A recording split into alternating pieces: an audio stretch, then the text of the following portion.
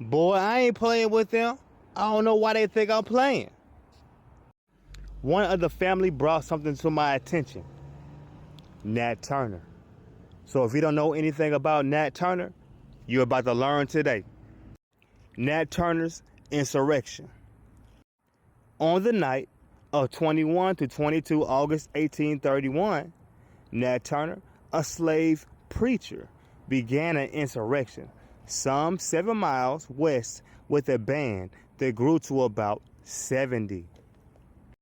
They moved northeast toward the Southampton County seat, Jerusalem, now Courtland. You have to remember, this is in America, and they're telling you Jerusalem is in America. Unaliving about 60 whites.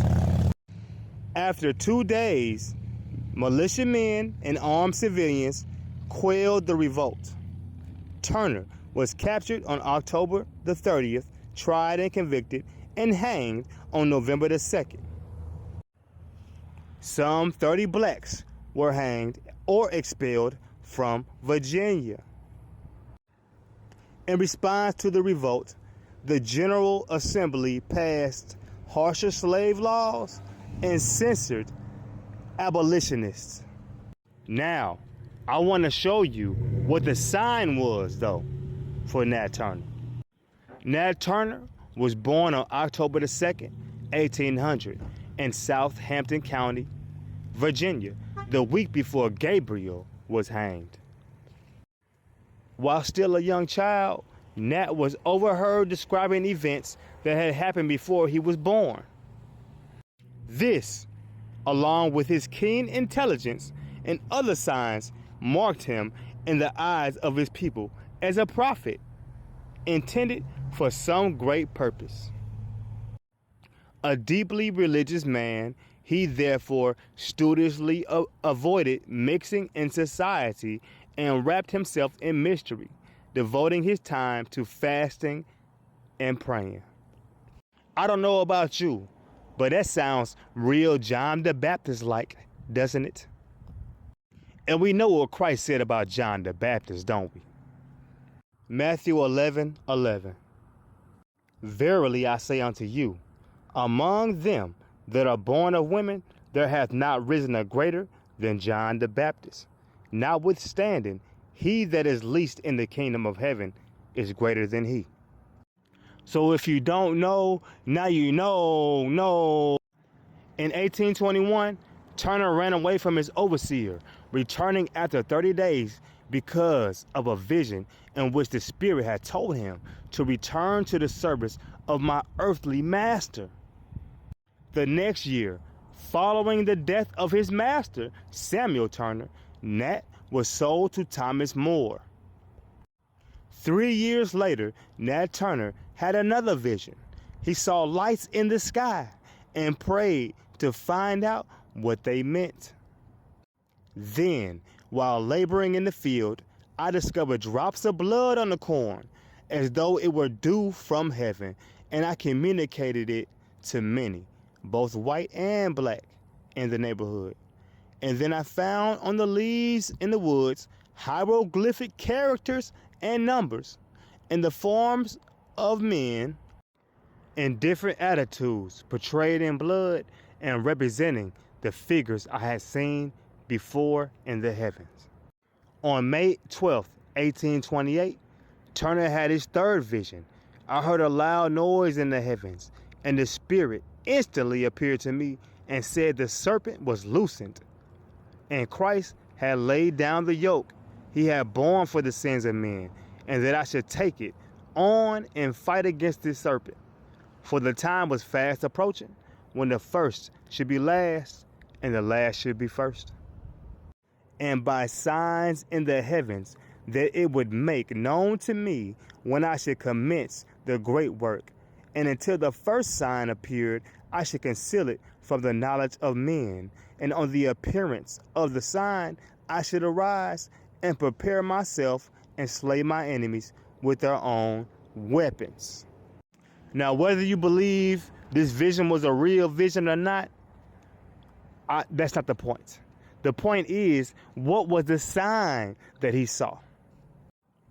On August the 13th, there was an atmospheric disturbance in which the sun appeared bluish green.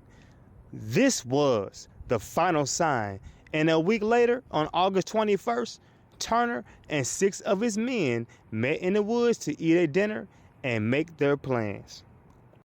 At 2 that morning, they set out to the Travis household, where they killed the entire family as they lay sleeping. They continued on from house to house, killing all of the white people they encountered.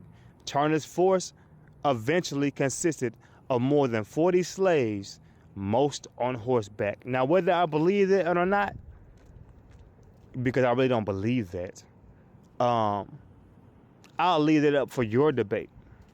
And the reason why I believe this is a media-controlled instance is because how do you know the time? The time is very specific. How do you know this? All you could really truly recognize was the sign. And what was the sign? A solar eclipse, y'all.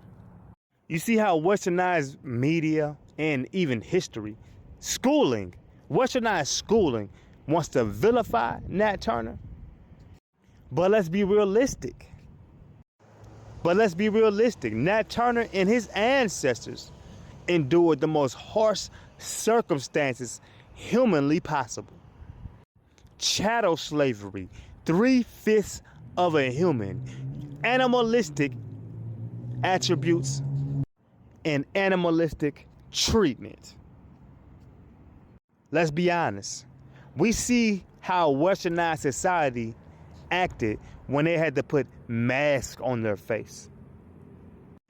We see how westernized society is reacting now that they have felt the plight of black and brown people in America for the first time. We can't pay our bills. We can't trust our government. Well, we've been telling y'all that for decades, and nobody cared. Moses received explicit instruction directly from God, telling him to overthrow the Egyptian government and free the Israelites from their oppressors. Did he not? Turner used Moses' valiant story as a way to justify his rebellion. W.C. Smith would say Turner used a concept called scripturalizing while interpreting Moses' story. Scripturalizing is a way for people to interpret a text to further transcend or justify an action based upon their interpretation of the text. Smith furthers his idea by saying people not only read text, but a text can also read people back. You see what the issue is? The issue is this. We all know there is a difference between black and white churches. The energy is different. The praise is different. The worship is different. Why? Because the blacks of America can conceptualize the reality of the stories in these scriptures. It resonates with them on a spiritual level that it doesn't resonate with everybody else. And the purpose and the reason why is because those exact stories are stories of their ancestors. So good old Nat didn't conceptualize this within his mind. The Spirit made it real to him. Walk in love, though, and walk in peace. And know the Most High is your vengeance. Like, share, and subscribe. And if you like the channel, man, support the truth. Shalom.